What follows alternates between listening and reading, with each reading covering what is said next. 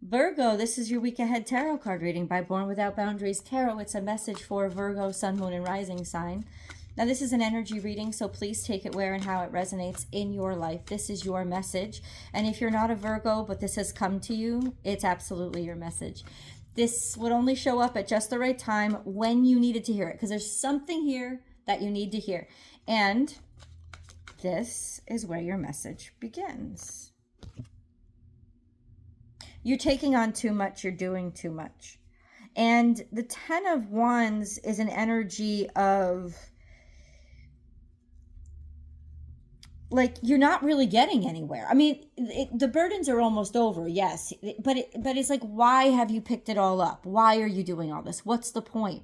What's the point in that it is very important to work hard. But this is about taking on so much.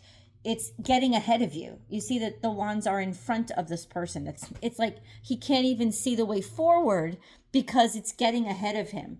It's become more important. He's putting his burdens in front of him as opposed to being able to, I thought there was another card that flipped. Sorry. As opposed to be able to even see the way clearly or move fluidly, right? This is the, sometimes it's kind of the martyr card, the card of look what I'm doing, or the expectation of getting affection, attention, approval by taking on too much, weighing yourself down. It could also just be too many responsibilities. So whatever it is, like sometimes we get into these modalities. Whatever it is, let's get deeper because that's not giving me a lot. Okay, you're taking on a lot, but look we do have the 10 of Pentacles that have come out. So this is buying something. Maybe you're working extra hard now because you just bought something. Usually it's a big pricey thing like a house or a car or maybe an investment into a business. It's almost like you feel like you have to take on all of these experiences and do all of this stuff to keep up with this, to keep up with supporting maybe this lifestyle, maybe a family, right? So it's important to you and you want that stability, but at the same time, it's like it's taking too much out of you. Okay? And that's something that I'm feeling you're resisting. You don't want to admit that, but something is taking too much out of you. And then we have, right, trying to look at things in a different perspective, trying to get a different perspective, or feeling stuck. There's this sense of you do have a lot, you do have stuff that's good, but you're also stuck. You're also opening yourself to vulnerability, or you're working really hard to change, but you don't feel the change occurring. Well, it's going to occur in your mind first. It's going to occur in your illumination first. You're leaving yourself vulnerable so that you can experience a different perspective. You can experience a different way of being. And then we have the 4 of Wands. And the 4 of Wands is happiness. It is belonging. It's almost like you're seeking for belonging in this set or group that is above, that is beyond you. They're not even necessarily better than you. It's just that ultimately you want to participate, but you're not really a part of this. There is a way of, I want to change myself to be able to fit into this idyllic or what I want, like what I want to be, not necessarily who I am now.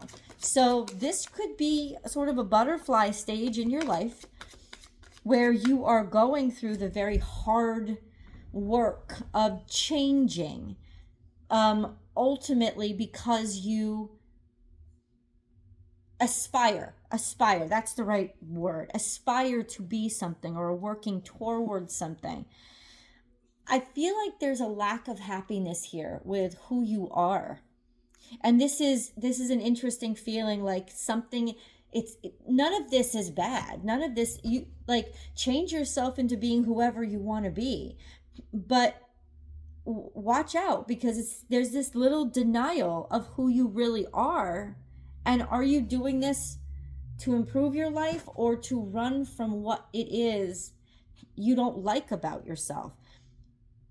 the lack of acceptance and confrontation of that part of yourself is sad.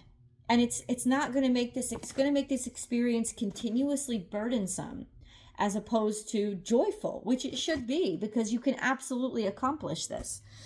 Then we have, wow, opportunity is going to start to come in, and that will change your situation. It could even change your financial situation, change your money. So that's all really good. And so outwardly, yes, things are going to shift for you. There is going to be this beautiful capacity for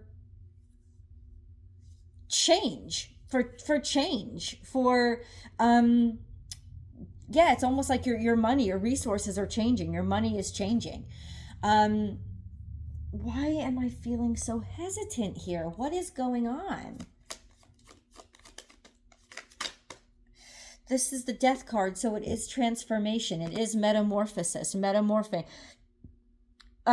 Becoming a different version of yourself, being finished and being done with what you were, and then moving on to what you can be. You know, okay, so you're evolving, putting away the competition, putting away the BS, putting away the naysayers, leaving it behind. So in other words, what this is confirming, Virgo, is that this is a time in your life. This is a time in your life where you have to work hard in order for the change to be made. The change that is facilitating you becoming what you aspire to be, as opposed to where you started, what you became. This is the warning inside of me. Watch out for the inspiration for all of this being shame. Because if it is, the sickness will continue and it will grow and it will eventually catch up with you. If you're doing this from a place of faith, love, connectivity, then you're going to end up very happy. But if you're doing it from a place of, I don't want anybody to know what I used to be, then that used to be is still there. And it will always, you'll continue, you'll get everything you want, but you'll be exhausted. You won't enjoy it. You'll be miserable. There will be a part of you that is always miserable because a part of you is always being denied. The truth of what you are, even if you don't like it, must be accepted, embraced, and loved.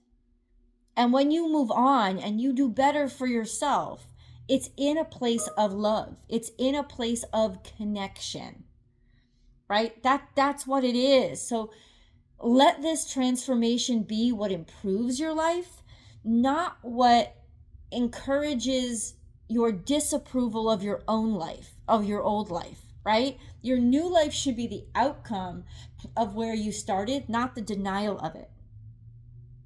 Because then there's connectivity and continuity that you can sustain. Whereas if you do it the other way, there's always a crack in the foundation. And that crack in the foundation will compromise.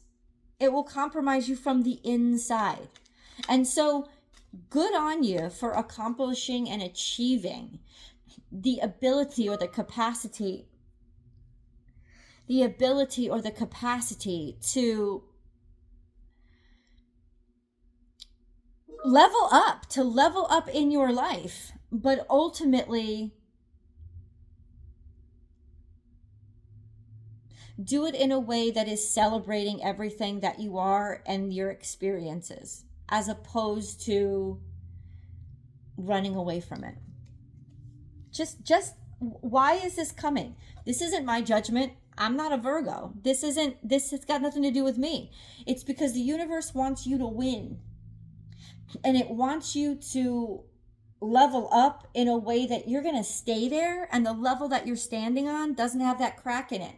And the crack is what your focus is being brought to in this message, because the universe wants you to fill it.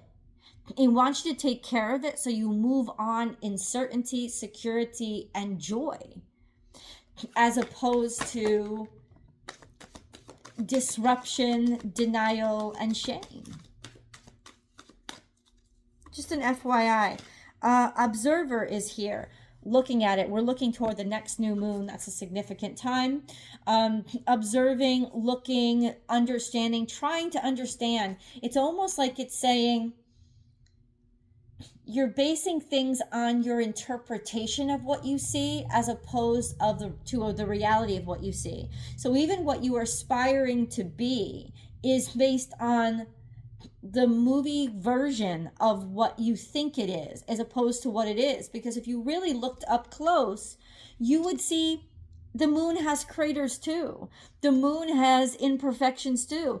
The moon is dirty and dusty and extreme, and it's like, do you want the fantasy or do you want the reality? Because the reality of something is a lot less glamorous than the idea of it or the dream of it, and that's what you're sort of mired in right now.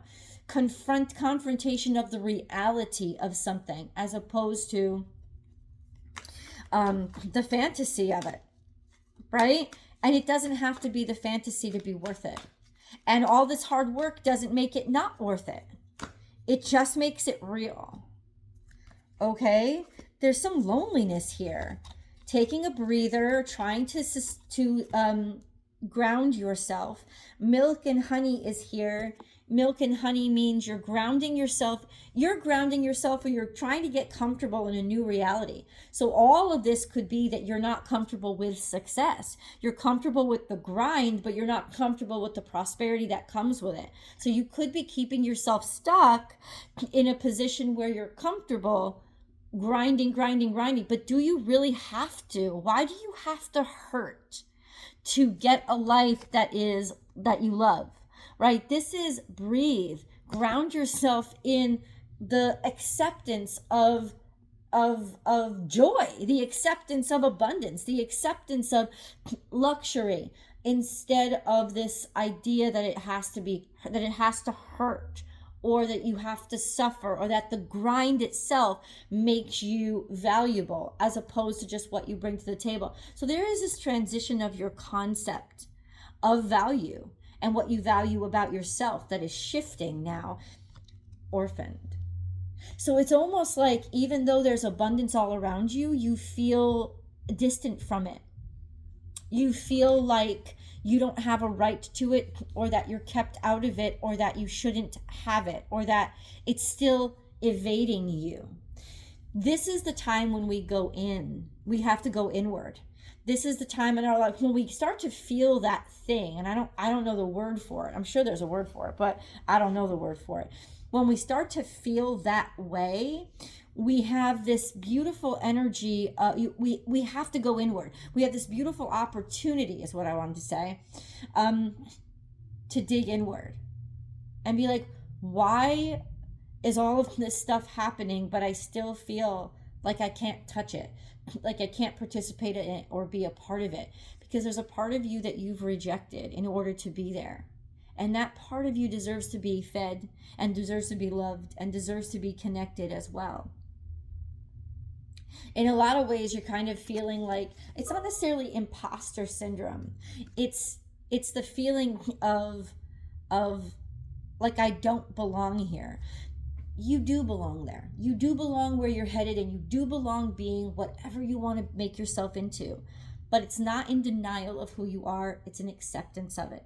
And so now is the time to go back and love on this orphan part of you. Love on this part of you that for some reason you always persecute and say you're never going to be good enough. Or rejected. Almost feeling like you're constantly being rejected from the good stuff and the good life, even if you have all the things around you. That's what I said in the beginning of the reading, is you can have all the success that you're working for. You can strive for all that success. But at the end of the day, you won't feel any of it if you have locked this piece of you away. I think it was an Ursula Le Guin story about, what's it called, The Village or The Town or something like that. And it was a beautiful extended metaphor of what I'm saying. I wish I could Yeah, it was, but it was Ursula Le Guin. It was a short story, so it's easy to it's easy to read, but not necessarily easy to understand. It's a story about a town that was absolute perfection, and it was just beautiful. It was gorgeous, and everybody was happy and everybody was thriving.